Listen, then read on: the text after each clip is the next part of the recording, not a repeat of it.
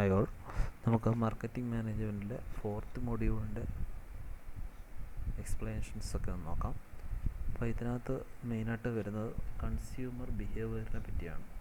Consumer behaviour എന്ന് പറഞ്ഞു കഴിഞ്ഞാൽ it is a actions and decision process of people who purchase goods and services for personal consumption. അത് customers അവരുടെ ആവശ്യങ്ങൾക്കായിട്ട് പല സാധനങ്ങളും വാങ്ങും. അപ്പോൾ അതിനകത്ത് വരുന്ന അവരുടെ ആക്ഷൻസും ഡിസിഷൻ പ്രോസസ്സുകളൊക്കെയാണ് കൺസ്യൂമർ ബിഹേവിയർ എന്ന് പറയുന്നത്. അല്ലെങ്കിൽ വേറെ പറഞ്ഞു കഴിഞ്ഞാൽ this is study of how individual customers or group or organisation select buy use and they dispose ideas goods and service to satisfy their needs and watts. അതായത് ഒന്നുകിൽ ഒരു ഇൻഡിവിജ്വൽ കസ്റ്റമർ ആയിരിക്കാം, അല്ലെങ്കിൽ ഗ്രൂപ്പ് ആയിരിക്കാം, അല്ലെങ്കിൽ ഓർഗനൈസേഷൻ. അവരത് സാധനങ്ങൾ വാങ്ങുന്നു, അവരെങ്ങനെ യൂസ് ചെയ്യുന്നു, അല്ലെങ്കിൽ ആ സർവീസ് എങ്ങനെ ഉപയോഗിക്കുന്നു, അവരുടെ ആവശ്യങ്ങൾക്കനുസരിച്ച് എന്നുള്ളതിൻ്റെ ആ ആക്ഷൻസ് ആൻഡ് ഡിസിഷൻസിനെ പറയുന്ന പേരാണ് കൺസ്യൂമർ ബിഹേവിയർ.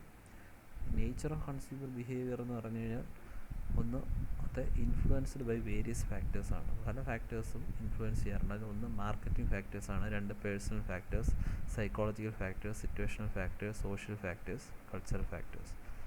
അടുത്ത ഒരു പോയിന്റ് എന്ന് പറയുന്നത് അണ്ടർഗോസ് എ കോൺസ്റ്റൻറ്റ് ചേഞ്ച്.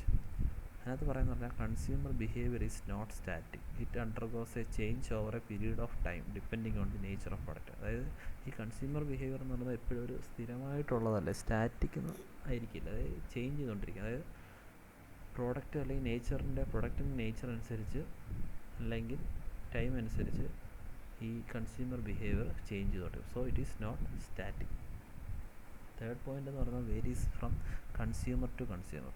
അപ്പം all consumers do not behave in a same manner. Different consumers behave differently. ഇപ്പോൾ എല്ലാ കസ്റ്റമേഴ്സിൻ്റെയും ബിഹേവിയർ അല്ലെങ്കിൽ കൺസ്യൂമർ ബിഹേവിയർ ഒരുപോലെ ആയിരിക്കത്തില്ല, അത് ഡിപ്പെൻഡ് ചെയ്തിരിക്കുന്നത് ഓരോരുത്തരെ അനുസരിച്ചും മാറും.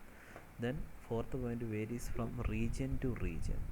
Consumer behaviours across states region. അതായത് സ്ഥലങ്ങൾ മാറുന്നതനുസരിച്ച്, രാജ്യങ്ങളനുസരിച്ച് സ്റ്റേറ്റുകൾ മാറുന്നതനുസരിച്ച് കൺസ്യൂമർ ബിഹേവിയർ ചേഞ്ച് ചെയ്തുകൊണ്ടിരിക്കും. Then fifth point, information on consumer behavior is important to the marketers. അതായത് മാർക്കറ്റേഴ്സിനെ സംബന്ധിച്ച് കൺസ്യൂമേഴ്സിൻ്റെ ബിഹേവിയർ ഇൻഫർമേഷൻ എന്ന് പറയുന്നത് വളരെ ഇമ്പോർട്ടൻ്റ് ആണ്. Marketers need to have a good knowledge of the consumer behaviour. ഓരോ മാർക്കറ്റേഴ്സും ഈ കൺസ്യൂമറിൻ്റെ ബിഹേവിയർ നല്ല രീതിയിൽ അറിഞ്ഞിരുന്നാൽ മാത്രമേ ഇത് സെയിൽ ചെയ്യാൻ സാധിക്കത്തുള്ളൂ. Then sixth point varies from product to product. അതായത് പ്രൊഡക്റ്റുകളുടെ ഡിപ്പെൻഡ് ചെയ്തിരിക്കുന്നത് ഓരോ പ്രോഡക്റ്റിനും ഓരോ ഡിഫറെൻറ്റ് കൺസ്യൂമർ ബിഹേവിയർ ആയിരിക്കും. Then factors influencing consumer behaviour ഒന്ന് internal or psychological factors, social factors, cultural factors, economic factors, personal factors. അപ്പോൾ അതിൻ്റെ എക്സ്പ്ലനേഷൻസ് നമുക്ക് നോക്കാം. ഇൻറ്റേർണൽ ഓർ സൈക്കോളജിക്കൽ ഫാക്ടേഴ്സിനകത്ത് പറഞ്ഞു കഴിഞ്ഞാൽ the buying behaviour of consumer is influenced by a number of internal or psychological factors. ഇപ്പോൾ ഓരോ കൺസ്യൂമേഴ്സും ഓരോ സാധനങ്ങൾ വാങ്ങുന്നതിന് പല ഫാക്ടേഴ്സിലുണ്ട്. അത് ഒന്നാണ് ഇൻറ്റേർണൽ അല്ലെങ്കിൽ സൈക്കോളജിക്കൽ ഫാക്ടേഴ്സ്. അതിൻ്റെ രണ്ട് ഭാഗങ്ങൾ വരും. ഒന്ന് മോട്ടിവേഷൻ ഉണ്ടാവും, ഒന്ന് പെർസെപ്ഷൻസ് ഉണ്ടാവും. ദെൻ സോഷ്യൽ ഫാക്ടേഴ്സ് എന്ന് പറഞ്ഞു കഴിഞ്ഞാൽ ഹ്യൂമൻസിനകത്ത് ഈ കൺസ്യൂമേഴ്സിനകത്ത് പല ഫാക്ടേഴ്സ് വരാം. ഈ സോഷ്യൽ ഫാക്ടേഴ്സിൻ്റെ കീഴിൽ വരുന്ന ഒന്ന് ഫാമിലി. അപ്പോൾ ഇപ്പോഴത്തെ ഫാമിലി എന്ന് പറഞ്ഞാൽ there are 2 types of families in the buyer's life. അതായത് ഇപ്പോഴത്തെ ന്യൂക്ലിയർ ഫാമിലി ഉണ്ടാവും, ജോയിൻറ്റ് ഫാമിലിയൊക്കെ ഉണ്ടാവും. അപ്പോൾ ഈ ന്യൂക്ലിയർ ഫാമിലി എന്ന് പറഞ്ഞു കഴിഞ്ഞാൽ സൈസ് സ്മോൾ ആണ്. അപ്പോൾ individuals have high liberty to take decisions. അതായത് അവർക്ക് സ്വന്തമായിട്ട് തീരുമാനിക്കും. പക്ഷേ ജോയിൻറ്റ് ഫാമിലി ആകുമ്പോൾ ഗ്രൂപ്പിൻ്റെ ഒരു ഡിസിഷൻ അനുസരിച്ചായിരിക്കും അവർ പർച്ചേസ് ചെയ്യുക എന്നും ചെയ്യുന്നു. Reference group. A group is 2 or more persons who share a set of norms and whose relationship makes their behavior interdependent. A reference group is a group of people with whom an individual associates. അപ്പോൾ അതിനകത്ത് ഗ്രൂപ്പായിട്ടുള്ള ഒരു ഫാക്ടേഴ്സും അതിനകത്ത് ഒരു ആൾക്കാർ ഗ്രൂപ്പായിട്ടാണെങ്കിൽ അതാണ് അതിനകത്ത് ഉദ്ദേശിക്കുന്നത്. അടുത്ത roles and status. A person participate in many groups like family, club and organisation. അപ്പോൾ ഓരോ പേഴ്സൺ ചിലപ്പം ഗ്രൂപ്പിൽ ഫാമിലിയായിട്ട് താമസിക്കാം, ക്ലബ്ബായിരിക്കും, അല്ലെങ്കിൽ organisation. A person's position in each group can be defined in term of role and status. ഓരോ പേഴ്സൻ്റെയും അവരുടെ പൊസിഷൻ ഡിഫൈൻ ചെയ്യുന്ന പറഞ്ഞാൽ അവരുടെ റോളും സ്റ്റാറ്റസും അനുസരിച്ചിരിക്കാം. A role consist of the activities that a person is expected to perform. Each role carries A status.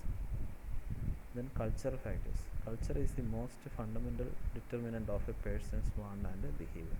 അതായത് അവരുടെ സംസ്കാരം അനുസരിച്ചുള്ള ഫാക്ടേഴ്സ് വരും. അതിനകത്ത് സബ് കൾച്ചർ, ഓരോ കൾച്ചറിന് സബ് കൾച്ചർ ഉണ്ടാവും. ദെൻ അതിൻ്റെ സോഷ്യൽ ക്ലാസ്സസ് ഉണ്ടാവും. Then economic factors. Consumer behaviour influenced largely by economic. അത് വലിയൊരു ഭാഗം എക്കണോമിക് ഫാക്ടേഴ്സാണ്. അതായത് personal income, family income, income expectation, savings, liquid asset. Personal income എന്ന് പറഞ്ഞാൽ the personal income of a person is determinant of his buying behaviour. The gross personal income of person consist of disposable income and discretionary income. അതായത് ഇവരുടെ വരുമാനം അനുസരിച്ചും, അതായത് ഒരു person individual അവരുടെ വരുമാനം അനുസരിച്ചായിരിക്കും അപ്പോൾ അവരുടെ ആ കസ്റ്റമറിൻ്റെ ബിഹേവിയർ വരുന്നത്. ഫാമിലി ഇൻകം എന്ന് പറഞ്ഞാൽ അവരുടെ ഫാമിലിയിൽ എത്രമാത്രം ഗ്രോസ് ഇൻകം വരുന്നുണ്ട് അതിനനുസരിച്ച് അവർ കൺസ്യൂമർ ബിഹേവിയർ ചേഞ്ച് ചെയ്യും. തന്നെ എത്ര ഇൻകം എക്സ്പെക്റ്റ് ചെയ്യുന്നതനുസരിച്ച് വരാം, പിന്നെ സേവിങ് അനുസരിച്ച് വരാം. അതൊക്കെയാണ് എക്കണോമിക് ഫാക്ടേഴ്സിനകത്ത് പറയുന്നത്. Then personal factors. Personal factors നമ്മുടെ കൺസ്യൂമർ ബിഹേവിയറിനകത്ത് ഇൻഫ്ലുവൻസ് ചെയ്യുന്നുണ്ട്. അതിനകത്ത് ഇൻഫ്ലുവൻസ് ചെയ്യുന്ന ടേം എന്നൊക്കെ പറഞ്ഞു കഴിഞ്ഞാൽ age, occupation, income, life style. ഇപ്പോൾ age of a person is one of the important personal factors influencing buyer behaviour. People buy different product at their different stages of cycle. അതായത് age ഇപ്പോൾ പ്രായം അനുസരിച്ച്, പ്രായമായ കുട്ടികൾക്കും അല്ലെങ്കിൽ യങ്സ്റ്റേഴ്സിനും ഡിഫറെൻ്റ് ആയിട്ടുള്ള പ്രോഡക്റ്റ് ആയിരിക്കും പർച്ചേസ് ചെയ്യുന്നത്. അപ്പോൾ അത് ഏജിനെ ഡിപ്പെൻഡ് ചെയ്യും. പിന്നെ occupation or profession of a person influence. അപ്പോൾ അവരുടെ ഇപ്പോൾ ഒരു വ്യക്തിയുടെ ജോലി അല്ലെ അവരുടെ ജോലി അനുസരിച്ചും ചിലപ്പോൾ അവരുടെ കൺസ്യൂമർ ബിഹേവിയർ ചേഞ്ച് ചെയ്യും. ദെൻ ഇൻകം, അവരുടെ വരുമാനം അനുസരിച്ച്. പിന്നെ അടുത്തത് ലൈഫ് സ്റ്റൈൽ. ഇതൊക്കെയാണ് പേഴ്സണൽ ഫാക്ടേഴ്സ്. ദെൻ നമുക്ക് അടുത്ത നോക്കാനുള്ളത് പെർസീവ്ഡ് റിസ്ക് ആണ്. അതായത് perceived risk is A set of uncertainties that consumers have in there mind while purchasing A product regarding the outcome of the product usage. അതായത് customers ചിലർക്ക് അവരൊരു product വാങ്ങുന്നു, പക്ഷേ അതിൻ്റെ ഔട്ട്കം എങ്ങനെയാവും, അല്ലെങ്കിൽ ആ പ്രൊഡക്റ്റിൻ്റെ യൂസേജിൻ്റെ ഔട്ട്കം എങ്ങനെയാവും എന്നുള്ളൊരു അൺസർട്ടനിറ്റീസ് നിലനിൽക്കുന്നതിനാണ് പെർസീവ്ഡ് റിസ്ക് എന്ന് പറയുന്നത്. Understanding the different types of perceived risk. അതായത് പെർസീവ്ഡ് റിസ്ക് 2 ടൈപ്പ് ഉണ്ട്. ഒന്ന് function risk, then social risk, financial risk, physical risk, then time risk. Functional risk എന്ന് ഉദ്ദേശിക്കുന്നത് ഇൻക്ലൂഡ് ദി ഫിയർ ആൻഡ് അല്ലെങ്കിൽ doubt a consumer has that the product they are buying will fail to performance intent function. Function risk എന്ന് പറഞ്ഞാൽ ഇപ്പോൾ ഒരു customer ഒരു product വാങ്ങിച്ചു, ചിലപ്പോൾ അത് വർക്ക് ചെയ്യുന്നതിൽ ഫെയിലാവാം. ആ ഒരു റിസ്കിനെയാണ് ഫങ്ഷൻ റിസ്ക്. ചിലപ്പോൾ ആ പ്രൊഡക്റ്റ് വാങ്ങിച്ചിട്ട് ചിലപ്പോൾ വർക്ക് ആവത്തില്ല, അങ്ങനെ ഒരു സംശയം അവർക്കുണ്ടാവും. അതാണ് ഫങ്ഷൻ റിസ്ക്.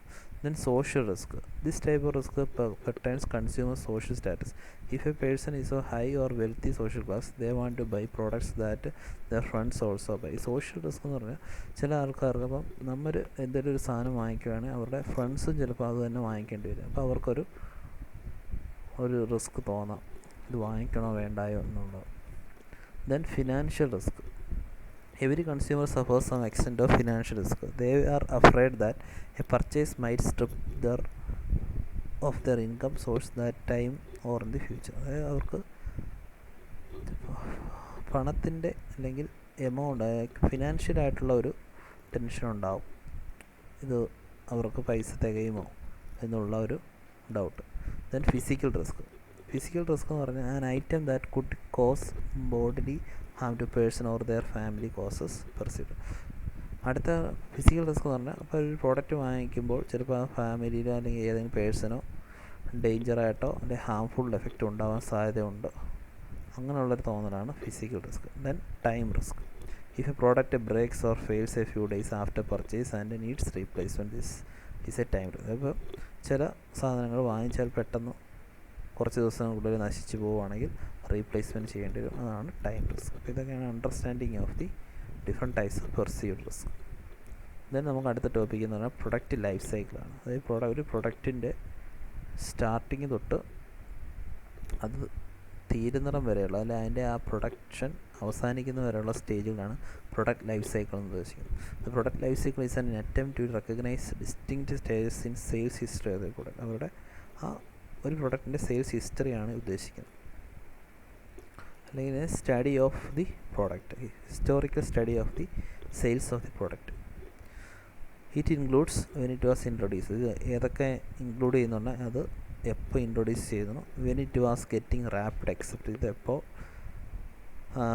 സമൂഹത്തിൽ അംഗീകരിക്കപ്പെടുന്നു, when it was on the peak of its position, ഇതിൻ്റെ പീക്ക് സെയിൽസിൻ്റെ time, when it started falling from the, ആ പീക്കിൽ നിന്ന് എപ്പോൾ ഇത് താഴേക്ക് വരുന്നു, വെൻ ഇറ്റ് ഈസ് ഡിസപ്പിയർഡ്. അപ്പോൾ പ്രൊഡക്റ്റ് ലൈഫ് സൈക്കിൾ എന്ന് പറഞ്ഞു കഴിഞ്ഞാൽ ഒരു പ്രൊഡക്റ്റിൻ്റെ ഇനീഷ്യൽ സ്റ്റേജ്, അത് എങ്ങനെ കമ്പനി സമൂഹത്തിലേക്ക് ഇൻട്രൊഡ്യൂസ് ചെയ്യുന്നു, പിന്നെ എങ്ങനെ ഇത് വളരുന്നു, ഇത് വളർച്ചയുടെ പീക്ക് ഘട്ടത്തിലെത്തുന്നു, പിന്നെ പീക്ക് ഘട്ടത്തിൽ നിന്നും താഴേക്ക് അതിൻ്റെ പ്രൊഡക്ഷൻ സപ്ലൈ കുറയുന്നു, ദെൻ അതിനുശേഷം ഇത് സമൂഹത്തിൽ നിന്നും ഡിസപ്പിയർ ആയി പോകും. അതിൻ്റെ സ്റ്റേജസ് ആണ് ഈ ഡയഗ്രത്തിൽ കൊടുത്തേക്കുന്നത്. ഒന്ന് introduction stage, growth stage, maturity stage, decline stage. അപ്പോൾ ഈ ഡയഗ്രാംസ് നിങ്ങൾ വരയ്ക്കണം. Introduction, growth, maturity, then decline. ഇത് നമുക്ക് പേരിൽ തന്നെ ഉണ്ട്. ഇൻട്രൊഡക്ഷൻ സ്റ്റേജ് എന്ന് പറഞ്ഞാൽ സ്റ്റേജസ് ഓഫ് പ്രൊഡക്റ്റ് സൈക്കിൾ, അതൊക്കെ എക്സാമിന് ചോദിക്കാം. അപ്പോൾ ഇൻട്രൊഡക്ഷൻ സ്റ്റേജ് എന്ന് പറഞ്ഞാൽ the product is introduce in the market, നമുക്ക് മാർക്കറ്റിൽ ആ പ്രോഡക്റ്റിനെ ഇൻട്രൊഡ്യൂസ് ചെയ്യുന്നു. അപ്പോൾ അതിൻ്റെ ക്യാരക്ടറിസ്റ്റിക്സ് ഒക്കെ നോക്കണം. അപ്പോൾ അതിന് ആ സമയത്ത് കോമ്പറ്റീഷൻസ് ഒന്നും കാണത്തില്ല, അവർ ലാഭമൊന്നും കാണത്തില്ല, അതിൻ്റെ സെയിൽസൊക്കെ കുറവായിരിക്കും, ലോവർ റേറ്റിലായിരിക്കും ചിലപ്പോൾ കൊടുക്കേണ്ടത് എന്നുള്ള ഈ സമൂഹത്തിൽ അല്ലെങ്കിൽ ആ പ്രോഡക്റ്റ് കൺസ്യൂമേഴ്സിൻ്റെ ഇടയിൽ അതൊന്ന് പരിചയപ്പെട്ട് വരണം. രണ്ടാമത്തെ സ്റ്റേജാണ് growth stage. The product is getting rapid acceptance and sales rise at the increasing rate. അപ്പോൾ ഗ്രോത്ത് സ്റ്റേജിനകത്ത് ഈ പ്രോഡക്റ്റ് കൺസ്യൂമേഴ്സൊക്കെ പെട്ടെന്ന് അക്സെപ്റ്റ് ചെയ്യുന്നു, സെയിൽസ് റേറ്റ് ഇൻക്രീസ് ചെയ്യുന്നു. അപ്പോൾ ഈ സമയത്താണ് അവർക്ക് കമ്പനിക്ക് മാക്സിമം പ്രോഫിറ്റ് അറ്റൈൻ ചെയ്യാൻ പറ്റും. കോമ്പറ്റീറ്റേഴ്സ് ഉണ്ടാവും. പ്രൈസ് റെഡ്യൂസ്ഡ് ടു അട്രാക്ട് കൺസ്യൂമേഴ്സിനെ ആകർഷിക്കാനായിട്ട് പ്രൈസ് കുറയ്ക്കാം. ഒരുപാട് നെറ്റ്വർക്കിലേക്ക് ഇത് പാസ് ചെയ്ത് കൊടുക്കാം. ഈ സമയത്തായിരിക്കും മാക്സിമം ഗ്രോത്ത് സ്റ്റേജിൽ എത്തുന്നത്. ദെൻ മെച്യൂരിറ്റി സ്റ്റേജാണ് മൂന്നാമത്തെ. മെച്യൂരിറ്റി സ്റ്റേജ് എന്ന് പറഞ്ഞാൽ this stage is marked with slow down on sales growth. ഈ സ്റ്റേജിൽ വരുമ്പോൾ ആ സെയിൽസിന് ഒരു വളർച്ചയ്ക്ക് കുറവുണ്ടാവും. Sales continue to rise but at decreasing rate. Sales continue ചെയ്യുമായിരിക്കും, പക്ഷേ അതിനൊരു ആദ്യത്തേനേക്കാളും ഒരു ഡിക്രീസിങ് റേറ്റിലായിരിക്കും ഇത് ചെയ്യുന്നത്. ആ സമയത്ത് പ്രോഫിറ്റ് സ്റ്റാർട്ട് ടു ഡിക്ലൈൻ ആവാം. സെയിൽസ് ഇൻക്രീസ് ചെയ്യും, ബട്ട് ഡിക്രീസിങ് റേറ്റിലായിരിക്കും. Marginal competitors leave the market. അപ്പോൾ കോമ്പറ്റീറ്റേഴ്സ് കുറയും, കസ്റ്റമറിൻ്റെ അട്രാക്ഷനും കുറഞ്ഞോളും. ദെൻ ഡിക്ലൈൻ സ്റ്റേജ് എന്ന് പറഞ്ഞു കഴിഞ്ഞാൽ last stage of the product cycle. Here the sales start decline rapidly. അതായത് ആ പ്രൊഡക്റ്റിൻ്റെ സെയിൽസ് ഈ സ്റ്റേജിനകത്ത് ഇല്ലാതാവുകയാണ്, പ്രോഫിറ്റും ഇല്ലാതായിക്കൊണ്ടേയിരിക്കുന്നു. അതിൻ്റെ ക്യാരക്ടറിസ്റ്റിക്സ് എന്ന് പറഞ്ഞു കഴിഞ്ഞാൽ sales fall rapidly, profit fall more rapidly than sales, production modification adopted. അതായത് സെയിൽസ് മൊത്തത്തിൽ ഇല്ലാതാവും, പ്രോഫിറ്റ് വളരെ രീതിയിൽ കുറയും. ചിലപ്പം ആ പ്രൊഡക്റ്റിനൊരു മോഡിഫിക്കേഷൻസ് ഒക്കെ വേണമെങ്കിൽ അഡോപ്റ്റ് ചെയ്യാവുന്നതാണ്. Most sellers withdraw from the market. മാർക്കറ്റിൽ നിന്നും പല സെയിൽസിൻ്റെ പ്രൊഡക്ഷൻ ആൾക്കാർ പിൻവാങ്ങും. ദെൻ നമുക്ക് അടുത്ത പഠിക്കാനുള്ളത് മാർക്കറ്റിംഗ് സ്ട്രാറ്റജീസാണ്. അതായത് ഈ പ്രൊഡക്റ്റ് ലൈഫ് സൈക്കിളിനെ തന്നെ ഏതൊക്കെ സ്ട്രാറ്റജീസ് ഉപയോഗിച്ച് അതിനെ കൺട്രോൾ ചെയ്യാമെന്നുള്ളതാണ് ഇത് എഴുതിക്കുന്നത്. Product passes through 4 stages of cycle. Every stage possesses different opportunities and challenges to the market. Each stage demand the unique or distinguished set of market. അപ്പോൾ ഈ 4 പ്രൊഡക്റ്റ് ലൈഫ് സൈക്കിളിനെയും ഓരോ സ്റ്റേജിനെയും സ്ട്രാറ്റജീസ് ഏതൊക്കെയാണെന്നുള്ളതാണ് എഴുതിക്കുന്നത്. ഒന്നാമത്തെ മാർക്കറ്റിംഗ് സ്ട്രാറ്റജീസ് ഫോർ ഇൻട്രൊഡക്ഷൻ സ്റ്റേജിനകത്ത് ഏതൊക്കെ marketing strategy ഉപയോഗിക്കാമെന്നാണ് ഇത്. രണ്ടാമത്തേത് marketing strategies for growth stage. അപ്പോൾ ഗ്രോത്ത് സ്റ്റേജാണ് രണ്ടാമത്തെ സ്റ്റേജ്. അവിടെ ഏതൊക്കെ സ്ട്രാറ്റജീസ് ഉപയോഗിക്കാം ഇത്. Product qualities and features improvement, additional adding new models and improve styling, entering new market segments. അപ്പോൾ അതിനകത്ത് ഈ പ്രൊഡക്റ്റ് ക്വാളിറ്റീസൊക്കെ ഇമ്പ്രൂവ് ചെയ്യാം, ദെൻ ന്യൂ മോഡൽസ് ആഡ് ചെയ്യാൻ പറ്റും. അതൊക്കെയാണ് പല സ്ട്രാറ്റജീസ്. അടുത്ത marketing strategies for maturity stage. മെച്യൂരിറ്റി സ്റ്റേജിനകത്ത് ഉള്ള ഏതൊക്കെ സ്ട്രാറ്റജീസ് ഉപയോഗിക്കാവുന്നതാണ്. Following possible strategies are followed. ഒന്ന്, to do nothing can be effective marketing strategy maturity stage. New strategies are not formulated. അപ്പോൾ ഇതിനകത്ത് മെച്യൂരിറ്റി സ്റ്റേജിനകത്ത് പുതിയ സ്ട്രാറ്റജീസ് ഒന്നും ഇൻക്ലൂഡ് ചെയ്യത്തില്ല. പിന്നെ പിന്നെ company believes it is advisable to do nothing. പ്രത്യേകിച്ചൊന്നും ചെയ്യേണ്ട, അത് ആ രീതിയിൽ തന്നെ പൊയ്ക്കോളും. Then market modification. അടുത്തതെന്ന് പറഞ്ഞു കഴിഞ്ഞാൽ രണ്ടാമത്തെ ഒരു സ്ട്രാറ്റജി എന്ന് പറഞ്ഞാൽ നമ്മുടെ ഇപ്പോൾ നിലവിൽ ചെയ്തുകൊണ്ടിരിക്കുന്ന ബ്രാൻഡിനെ കുറച്ചും കൂടെ മോഡിഫൈ ചെയ്യുക എന്നുള്ളതാണ് market modification. Marketing. Then product modification. പ്രൊഡക്റ്റിന് മോഡിഫിക്കേഷൻസ് ആഡ് ചെയ്യാം.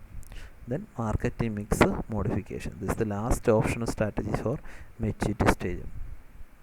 Modification of marketing mix involves changing the elements of marketing mix. Okay. Then marketing strategies for decline stage. അതായത് ആ ലാസ്റ്റ് സ്റ്റേജ് എന്ന് പറഞ്ഞാൽ ആ പ്രൊഡക്റ്റ് എൻ്റെ ഡിക്ലൈൻ സ്റ്റേജാണ്. അവിടെ ഏതൊക്കെ സ്ട്രാറ്റജീസ് ഉപയോഗിക്കാം എന്നുള്ളതാണ്. Company may follow the any of the following strategy. ഏതൊക്കെ ഉപയോഗിക്കാം? കണ്ടിന്യൂ വിത്ത് ഒറിജിനൽ പ്രോഡക്റ്റ്. അതായത് ഒന്നുകിൽ അവർക്ക് ആ പ്രോഡക്റ്റിന് ആ ഒറിജിനൽ പ്രോഡക്റ്റിനെ തന്നെ വീണ്ടും ഉപയോഗിക്കാം, അല്ലെങ്കിൽ continue the product with improvements. അപ്പോൾ അല്ലെങ്കിൽ ആ പ്രോഡക്റ്റിന് കുറച്ച് ഇമ്പ്രൂവ്മെൻറ്റ്സ് അല്ലെങ്കിൽ മോഡിഫിക്കേഷൻസ് വരുത്തി വീണ്ടും അത് ഉപയോഗിക്കാം. അല്ലെങ്കിൽ അടുത്ത സ്ട്രാറ്റജി എന്ന് പറഞ്ഞാൽ ആ പ്രോഡക്റ്റിനെ ഫുള്ള് മൊത്തത്തിലാണ് നമ്മൾ ഉപേക്ഷിക്കുകയാണ്, ഡ്രോപ്പ് ദ പ്രൊജക്റ്റ്. അപ്പോൾ ഇത്രയാണ് നമ്മുടെ last module 4 topics. Thank you.